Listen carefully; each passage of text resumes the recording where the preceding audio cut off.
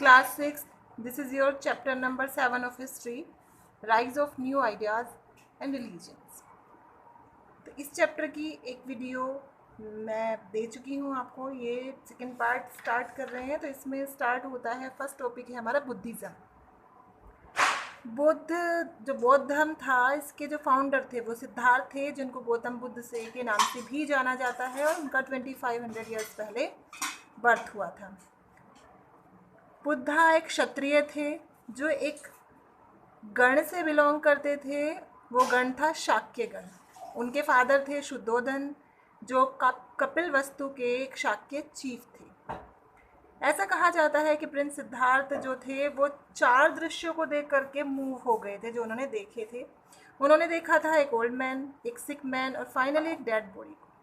ये साइट्स ने उनको डिस्टर्ब किया। फाइनली उन्होंने वो महात्मा से मिले, एक महात्मा को देखा जो किसी भी तरह की पेन से, सोरो से या किसी तरह के कष्ट से बिल्कुल अनटच्ड था। तो उन्होंने डिसाइड किया कि वो इस कष्ट की, इस दुख का सॉल्यूशन निकालेंगे। अपनी अर्ली एज में ही सिद्धार्थ ने सारे कंफर्ट्स अपने घर के छोड़ दिए, अपना घर छोड़ दिया और एक जगह से दूसरी जगह ज्ञान की तलाश में घूमने लगे। वो काफ़ी सारे विचारकों से मिले, काफ़ी सारे थिंकर्स से मिले अपनी जर्नी के दौरान और डिस्कस किया इस बारे में, लेकिन किसी से भी वो सेटिस्फाई नहीं हो सके। तो फाइनली उन्होंने डिसाइड किया कि वो आंसर्स अपने क्वेश्चंस के मेडिटेशन के थ्रू ढूंढ लेंगे। कई दिनों तक वो एक पीपल के पेड़ के नीचे बैठे बोध गया बिहार में, और अल्टीमेटली उन्हें ज्ञान की प्राप्ति हुई, एनलाइटमेंट मिला, और इसको तब से उनको कहा जाने लगा बुद्ध। बुद्ध मतलब द वाइज मैन, बुद्धिमान आदमी। उसके बाद बुद्ध जो थे वो सारनाथ जाते हैं, जो वाराणसी के आसपास है। वहाँ पर उन्होंने अपना पहला उपदेश दिया, फर्स्ट सरमन, पहला उपदेश उन्होंने अपने शिष्यों को दिया। बाकी की लाइफ में वो पैदल चलते रहे, कई जगह विज़िट किया उन्होंने, लोगों को शिक्षा दी। उसके बाद उन्होंने अपनी बॉडी छोड़ दी कुशीनगर में। उनकी टीचिंग्स की बात करें तो बुद्धा जो थे उन्होंने पाली लैंग्वेज में अपनी शिक्षाएं दी। वो उस समय पर ऑर्डिनरी पीपल्स की, आम लोगों की लैंग्वेज हुआ करती थी, ताकि सभी लोग उनको समझ सकें, उनके मैसेजेस को समझ सकें। उनकी मेन टीचिंग थी 4 noble truths and 8 fold paths. अब इनको जान लेते हैं, 4 नोबल ट्रूथ क्या है। इट मीन्स है कि जो ये संसार है ये दुखों से भरा हुआ है, पहली बात। सेकेंड है कि इस दुख का कारण क्या है, हमारी इच्छाएं। थर्ड, तो हमें अपनी इच्छाओं से मुक्ति पानी है, इन कष्टों से छुटकारा पाने के लिए। फोर्थ, और इन इच्छाओं को, अपने दुखों को ख़त्म करने के लिए हमें क्या करना होगा, 8 फोल्ड पाथ को फॉलो करना होगा। यहाँ पर 8 फोल्ड पाथ का डिपिक्शन शो किया गया है इसमें चक्र में। 8 फोल्ड पाथ कौन से थे जो बुद्ध ने बताए? Right thought, right belief, right speech, right action, right means of livelihood, right effort, write memory, right meditation. सही सोच, सही विश्वास, सही बोलना, सही एक्शन लेना, अपना जीवन यापन करने का जो तरीका है वो उचित होना चाहिए, सही प्रयास करना और सही मेमोरी रखना और सही तरीके से मेडिटेशन करना। ये 8 फोल्ड पाथ जो बुद्ध ने बताए हैं। तो बुद्ध जो थे वो बिलीव करते थे एक बैलेंस्ड लाइफ में, एक मॉडरेशन की लाइफ में। वो बिलीव करते थे कि 8 फोल्ड पाथ ही है जो एक पर्सन को फॉलो करना चाहिए। मिडिल पाथ को फॉलो करने के लिए 8 फोल्ड पाथ को ही फॉलो करके हम जा सकते हैं मिडिल पाथ पर।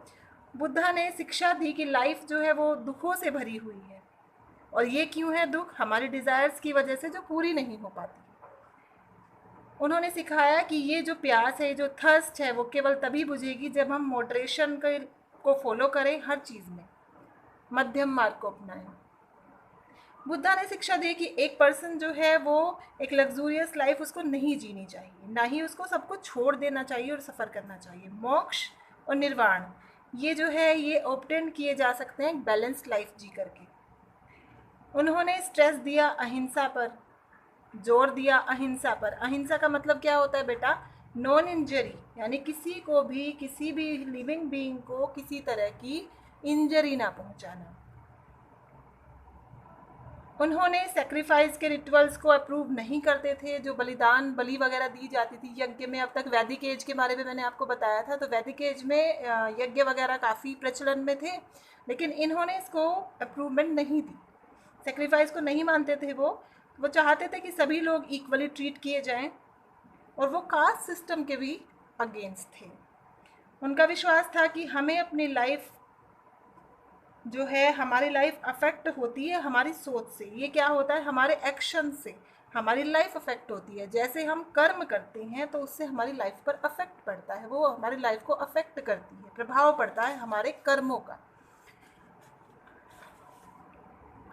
तो यहाँ गौतम बुद्ध ने एनलाइटमेंट कहाँ लिया? पीपल के ट्री के नीचे। बुद्धा ने कौन सी लैंग्वेज में अपने शिक्षाएं दी? पाली लैंग्वेज में। संघ, अब एक वर्ड सुनते हैं हम बौद्ध धर्म में, संघ। व्हाट इज अ संघ? संघ जो है वो एसोसिएशन है उनकी, जो अपना घर छोड़ देते हैं एक सच्चे ज्ञान की तलाश में। विनय पिटक जो बुद्धिस्ट संघ की रूल बुक है, इसके अंदर रूल्स लिखे हुए हैं जो बताती हैं, जिसमें हमें डिटेल में उन रूल्स के बारे में बताया गया है। ये बुक हमें इन्फॉर्म करती है सेपरेट ब्रांचेस जो संघ की थी मैन एंड विमेन के लिए, उसके बारे में पता चलता है। कोई भी संघ को ज्वाइन कर सकता था, लेकिन जो डिपेंडेंट थे उन्हें अपने गार्जियन से परमिशन लेनी ज़रूरी थी। एग्जाम्पल के लिए, अगर बच्चों को जाना था संघ में तो उन्हें अपने पेरेंट्स से परमिशन लेना कंपलसरी था। रॉयल सर्वेंट्स को परमिशन लेनी होती थी राजा से। डेप्टर्स मीन्स जो कर्जदार थे उन्हें परमिशन लेनी होती थी क्रेडिटर्स से, लेनदार से। और जो देनदार होता था, क्रेडिटर्स मतलब जिसने कर्ज दिया हो। हस्बैंड्स अगर अपनी वाइफ को परमिशन देंगे तो ही वो ज्वाइन करती थी संघ को। लाइफ क्या थी संघ में? संघ मतलब एक तरह से मठ वगैरह थे, आश्रम थे, जहाँ पर ये बुद्धिस्ट मॉन्क्स वगैरह या प्रीस्ट वगैरह रहा करते थे, मॉन्क्स और नन्स। ओके, तो पीपल जो संघ को ज्वाइन करते थे वो मेडिटेशन करते थे मोस्ट ऑफ द टाइम। वो एक सिंपल लाइफ जीते थे। फिक्स्ड आवर के दौरान वो सिटीज़ और विलेजेस में भिक्षा मांगने जाते थे फूड के लिए, और इस पर्टिकुलर एक्ट में बैगिंग के वो रिगार्ड किए जाते थे भिक्षुज के नाम से, भिक्षु। ये प्राकृत वर्ड है बेगर्स के लिए, भिक्षुज बोला जाता था। वो टीचर्स होते थे जो सिखाते थे दूसरों को और हेल्प भी करते थे एक दूसरे की। काफ़ी सारे लोगों ने, अच्छी संख्या में लोगों ने संघ को ज्वाइन किया। वो ब्राह्मण थे, क्षत्रिय थे, मर्चेंट्स थे, लेबरर्स थे, बाबर्स थे, स्लेव्स थे। तो इससे क्या हुआ? अलग अलग लिटरेचर में डेवलपमेंट हुआ, अलग अलग लिटरेचर को टीचिंग के रूप में बुद्ध की लिखा गया। बहुत सुंदर पोएम्स डिस्क्राइब करती थी संघ के एक्सपीरियंसेस को। अब नेक्स्ट है हमारा बुद्धिज़्म के बाद आता है जैनिज़्म। इसके बारे में जानते हैं इन द नेक्स्ट वीडियो।